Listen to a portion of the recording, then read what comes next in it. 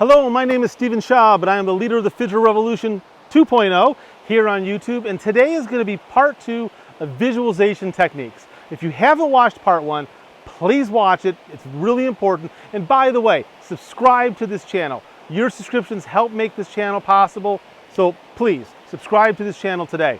So part 2 on visualization techniques. Yesterday we talked about using visualization aids like a previewing card and training your mind and your eye to start to see the four walls of the photographic frame. But today we're going to take it in a new direction, and we're going to start to talk about seeing beyond your eyes and seeing beyond the visual and what really makes a photograph with deep impact. But first, I think it's time to have a sip of a cold Citizen Cider.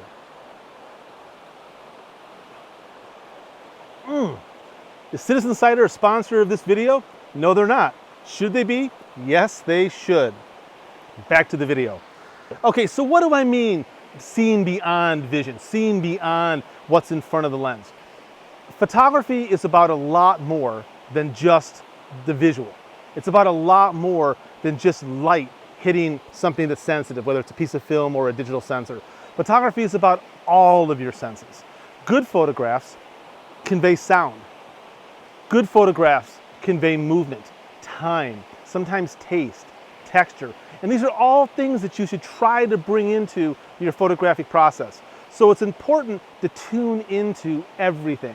You know, there have been countless times that I've traveled with students or other photographers to either, other countries or different locations, only to see people get off a plane or get out of a car and immediately want to go engage with the landscape or the city or wherever we are.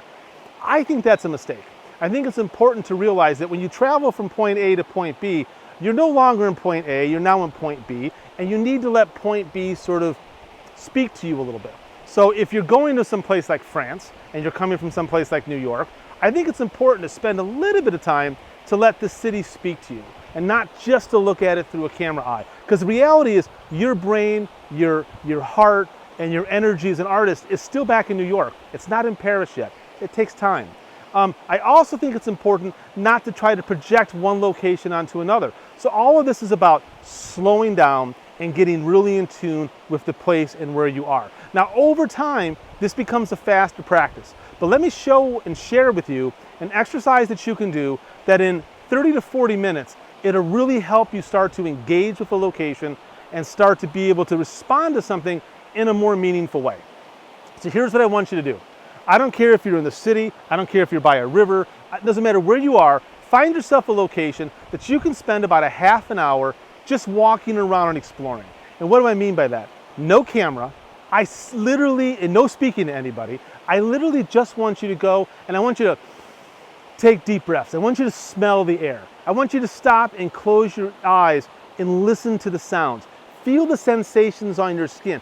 I want you to rub yourself up against a whole bunch of stuff. I'm talking inanimate stuff, like rub buildings, touch leaves, feel what a leaf feels like. Smell the leaf once you pick it. Feel the brick building in Brooklyn. All these kind of things. Allow all these senses and sounds and smells and heat on your face because it's a hot day. All of that to sort of inform you. And then after 30 minutes of doing this, I want you to stop and I want you to reflect and say, in 3 to 5 words, what is the experience? What am I sensing? And then I want you to go out and I want you to photograph that. At least use that as a springboard. Taking a little bit of time doing exercises like this when you travel or when you go to a new location is a wonderful way to engage in a meaningful way. And once you've done that exercise, then you can pull out your visualization card and start to see the place. The more you do practices like this, taking mental photos with the visual card, the more you take this time and sort of engage wholly as an artist with the place you are, the better your photographs will be. Thank you very much for listening. Now go shoot some film.